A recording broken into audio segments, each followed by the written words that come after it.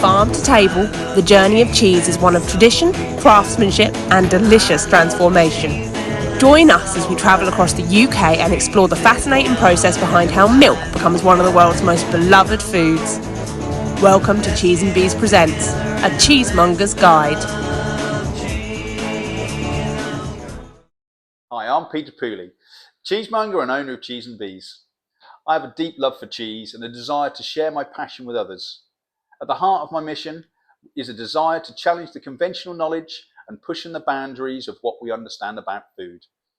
We believe that the way we approach what we eat is not just about nourishment, but about questioning and rethinking old ideas, exploring new perspectives and uncovering deeper truths about our food systems.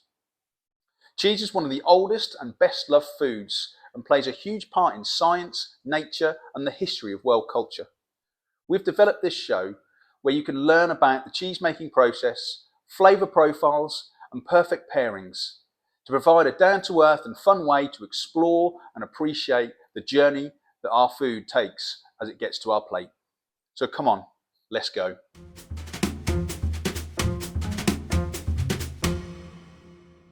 So a really early start this morning. We left at 3:30 a.m. and we drove 4 hours across the country to come all the way over to Herefordshire to come to Monkland Cheesemakers. The idea is that we're going to meet Dean. Dean is the owner of the business and also the chief cheesemaker, and we're going to find out a little bit into his world, how he makes cheese and what he does, and I'm hoping that he's going to let us get involved and get our hands dirty and make some cheese with him. So thanks for having us today, Dean. Really appreciate your time. Just to start off then, tell us a little bit about how you got into cheese making and a little bit about Monkland Cheesemakers. Okay, Monkland Cheesemakers has been here for 30 years now.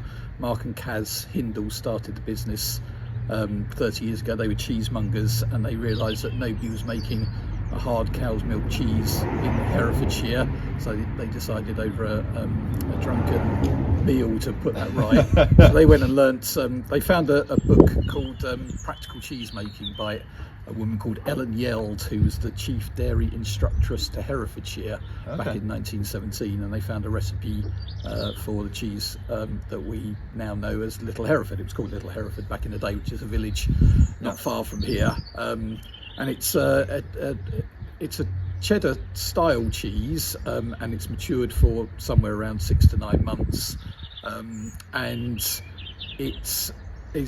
well, we like to think of it as what a territorial Herefordshire cheese would have tasted like back in the day. Sure. So Mark and Kaz have been making this cheese for 30 years. They are trying to retire. Kaz's leg is giving her a bit of jip. So I got chatting to them about 3 years ago. I used to run a cafe in Hereford and I used to buy Mark and Kaz's cheese.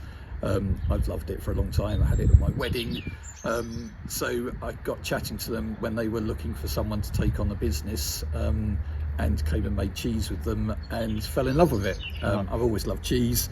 I've been in the food business for 20 odd years, and it was just a great opportunity to keep a product like this going when there was a danger that the recipe would have got lost again. Because it got lost the first time originally. It was around the Second World War time, was it? Absolutely, yeah. Together with lots of recipes and lots of skills that got lost at that time as well. So that has been a really fascinating part of being part of the cheese story. Really, I do like the idea of keeping that recipe going. Sure. And what would you say, because you do more than just Little Hereford, don't you? You do a range of cheeses. How many cheeses do you actually do now? So we make 6 at the moment. We make Little Hereford, then we smoke Little Hereford. We also do a Little Hereford with some sage in, which is a very traditional accompaniment to cheese back in the day. The sage comes from my garden. It's blanched for 5 minutes and it just gets simply added to the cheese. And I think it's a really good flavour combination. And then we make a couple of younger crumbly cheeses, and these cheeses were developed by Kaz with I've forgotten his name now. He was a big part of the Specialist Cheesemakers Association. I'll come back to it. But he develops these 2 cheeses with Kaz and Mark, and we call them Monkland, and they are drained curd. So they we drain them in a colander. It's a very kind of old-fashioned, very simple way of making cheese. And then we put them in a brine bath overnight, and we sell them quite young, so they're around about 12 weeks, and they're kind of lemony, tangy, zingy, lactic flavours, quite salty from the brine bath, and quite a different style to lots of cheeses made in this country, and the two work pretty well together. I think they're mature, so very unique style. Very unique cheeses you've got there, that would have died out if you wouldn't have carried some on, and especially with Kaz and Mark originally to bring them back, so that's fantastic. So, and with the milk side of things, you get the milk locally as well, I understand, and you use raw milk. Yeah, so we've got 2 farms that we've worked with. One farm we've worked with for many years, another farm that we've recently started working with, they're traditional dairy farmers, herds of about 100, and they fully embrace the idea of turning their milk into cheese. So our recipes are all based on raw milk recipes, which I'm very keen to keep going. I really like the idea that the individuality and the terroir that brings to the totally cheese making process. So much more flavour, I think, to that sort of thing as well, and keeps all those polyfloras and all those flavours in the milk, doesn't it? Yeah, because it's made into cheese. It's good for your gut health as well. Absolutely. So yes, we're very keen to keep that tradition going as well. And so what do you think is your biggest challenge being a cheesemonger? Because sort of we talk about dairy farmers and cheesemakers as we go around and visit them. What do you think is the biggest challenge for you? What do you think is the hardest thing to either get right or to work within the industry? I guess the biggest challenge is just the sheer number of variables there are. The milk is different every day. The milk is different according to seasons, according to the cow's lactation cycles. So we have a basic recipe, but we're constantly adapting that every day. So you have to keep on your toes all the time, which is part of the beauty of the cheese. That the cheese made yesterday won't necessarily taste exactly the same as the cheese made today, and certainly won't taste the same as the cheese made 20 miles down the road. But that's the beauty of an artisanal product. It is, isn't it? and it does keep me on my toes. Exactly. Every day is different. It keeps it more exciting. It does make it. Yeah. So the challenge is exciting, but that's part of the cheese making game. It's very much adapting to listening to the milk. The milk tells you what needs to be done at that moment during the make. Sure. We measure the acidity and the temperature, but we are constantly making small adjustments to try and get. And that's where science and nature comes together, and that's the beauty of it, I think, in lots of ways. So you're going to hopefully let us get involved, and we're going to go and make some cheese now. Well, fantastic. Yeah. I'd love to show you what's going on, and it can be a bit lonely back there. So there's just me and Tara making cheese today. So very welcome to come and make cheese with us and to talk about every aspect of cheese making, because I could spend most days doing that. And well, I can certainly listen. Yeah, I've got the passion too. So we might be here a long time. Very good. Okay, thanks, Dean. Let's go. Very good. So after we arrived at Monkland, the first thing we did was have a little look around the dairy. Dean was kind enough to give us a little tour. Dean was incredibly busy as soon as we got there and started the day with pumping the milk into the vats. As the milk needs to be used within 48 hours, it is incredibly fresh and is pumped straight from the van. So here's Dean measuring the amount of milk in the vat. As you may know, it takes 10 litres of milk to make 1 kilogram of cheese. Little outfit check from Pete, very nice. Dean then had to test the acidity of the milk, which is incredibly important to keep track of during the process of cheese making. Dean's now adding starter culture to kickstart the process. So penicillin rock 40 is added to the milk making Blue Monk. And then we were lucky enough to get a full tour and have a look inside the aging rooms, which was so exciting, and understand how the conditions need to be kept just right to age the cheese properly. The team at Monkland also have some beautiful Victorian cheese presses which are still functioning. We then had an amazing demo from Tara about how to care for the Blue Monk cheeses while they're aging. And here she is giving us a little demo about cutting curds. Check to see if it's coming away from the sides, which it is. And then another way is to see if it's wobbly, like the panna cotta. Yeah. And again, this is where Yeah. the experience comes into. And then the cutting, we're doing this to see if it has a clean cut, Yeah. which it doesn't really. Do you want to have a go? It feels a bit cold. Right, we'll check the Let's temperature. check the temperature. As you can tell, temperature is incredibly important when making cheese, and everything is monitored constantly. As well as the huge amount of work that comes with making cheese, there was also a number of other jobs to do. So here we are wrapping the cheeses. Obviously different batches need to be turned at different times as well, so it really was never-ending work. I don't know how they do it. Tara had the best way to wrap these cheeses, so if I ever have to wrap something of a similar shape, I'll definitely be using it. I think Pete and I helped wrap maybe 2 batches, so maybe if you're lucky you'll have a Cheese and Bees wrapped Blue Monk cheese. Meanwhile, the bigger vat was ready for the curds to be cut, so here you can see the machine whirring away. It was definitely a lot easier with the machine than doing it by hand as Tara and Pete did in the smaller vat. So the curds in the bigger vat were cut a lot smaller, and this is because it's used to make Little Hereford and Monkland, which are both harder and drier cheeses. So more moisture needs to be pressed out, whereas with Blue Monk, this is a softer cheese, so the curds are left bigger.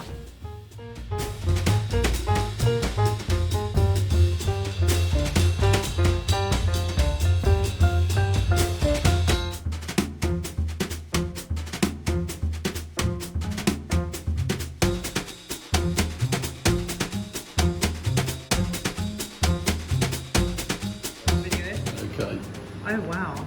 so it has changed in texture and it's starting to stick scrambled together. eggs, doesn't it? Yeah, it wants to, Yes. wants to make a cheese now. So we're going to drop that and see if it bounces. And there we go. So, happy with that? Yay. So here's Pete cutting the curds that are used to make Blue Monk. As you can see, it's a very different process to the big vat, but this is all about retaining the moisture with the curds to make the soft cheese. The curds were then moved via jug into these moulds, and we made 100 cheeses. This was probably my favourite part of the day, and it was so exciting because Dean let us use the colanders to scoop up the curds and start making the Monklands. Now, anyone that's come across the Monkland cheeses before in our shop or any other shop will note that that shape of those cheeses is so famous for being shaped in the colanders, and it was such an amazing experience. The scariest part was definitely trying to flip them on top of each other to make the full Monkland. Pete and I were so convinced that the cheeses were going to fall apart. However, we got quite brave by the end of it and even did that ourselves without Dean's help. So I think this clip here shows the first one that we made, and you can see that Dean is holding the top of it in his hand, and it was just so terrifying. But the second half literally gets placed on top, and it just is amazing how the curds all form together to make that whole shape. This next bit was so embarrassing because I did completely chicken out of doing it, and I had to ask Dean for help. It was ridiculous. You can literally see that my little pea brain does not compute how to do that. Then I got to mix in some garlic puree and chives from Dean's garden into the curds to make some garlic and chive Monklands.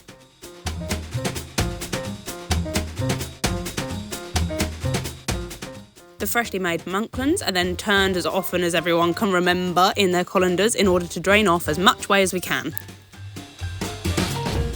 After the whey was drained, Dean showed me how to cut the curds, which was really exciting, and you had to run a knife through it and then run your hand through it to split it properly. And then we worked on piling them up And this was all in order to get more whey to drain from the curds and dry them out a bit more. As you can see, there is already a bit of whey coming out at the top there. But it was amazing how much came out. And because the vat is tiltable, I suppose that's how you'd call it, because it can tilt, it would then drain out that side at the top of the screen there, which was so cool. At this point, the curds really felt like they were starting to solidify, but they really felt like tofu. It was really, really odd. After flipping the curds, we then stacked them on top of each other in their chunks, and this whole process is called cheddaring. So we can see how much whey is appeared again. Yeah, a lot. So we go.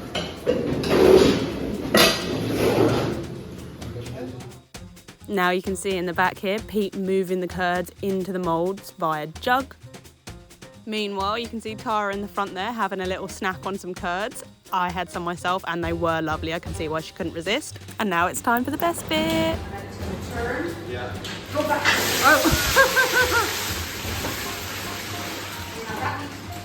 Because we're only amateur cheesemakers as of yet, we had to stop for lunch at the beautiful on-site cafe. We had some amazing homemade parsnip soup and cheese while Dean and Tara carried on working right the way through. I mean, they are the professionals after all. So it's all been through the mill now, salted. So feel free to have a taste. It's changed texture, and you feel that kind of chicken breast sort of texture. Squeaky halloumi. Yeah. I've done you a couple of little tubs there to take home. So you can Thank you. pop some on your pizzas and stuff. So that's, If it gets that far. sorry? If it gets that far. Yeah. Long way Be on home. the way home. Long journey home. Yeah, it's a good snack. The Eastern Europeans love this cheese, this style. They sell quite a lot of it. This I like age. Yes, so what we're going to do now is you're very welcome to help with this if you fancy it. So after we filled some of the moulds with just the curds to make Little Hereford, you can see here Dean and Pete are giving it a little mix in with some sage, which is actually from Dean's garden, and they're making sage Little Hereford.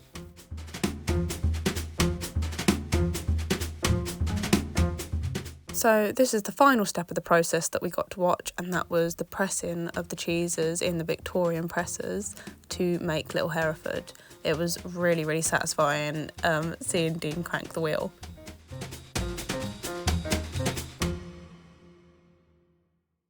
So here I are with the cheeses that we made over at the dairy with Dean, and we've got Little Hereford first. Little Hereford is a full flavoured cheese, the hard cheese that we put into the press, if you remember those. It's aged for the minimum of about 4 months, something like that, and I'd say the flavour profile is somewhere between a Caerphilly and a cheddar, something like that. We would say that the flavour is a full flavoured cheese, well rounded, creamy, and then it gets sweeter and tangier as the cheese ages. Goes really well in something like a ploughman's. We had it actually with parsnip soup while we were there at lunchtime. Delicious, worked really, really well. So it worked very well with all sorts of vegetables, I'm sure. So the original recipe for this was actually from 1917, and it was found by actually one of their staff members in their grandmother's attic. And they remade it around 1996, something like that. And it was originally a smallholder's cheese using just the excess milk they would have produced on the farm. And it would have been made and probably aged for about 2 months around there, so sort of at least half the time they do now. And it would just been taken to the local markets, the local butter markets to sell.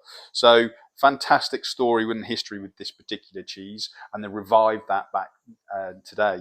Then we've got Monkland. Monkland is the one that we made in the colanders. That's where you get this beautiful shape and pattern on the rind, where you get it from the colanders as they're turning them constantly to try and get them to naturally just lose all the whey in there.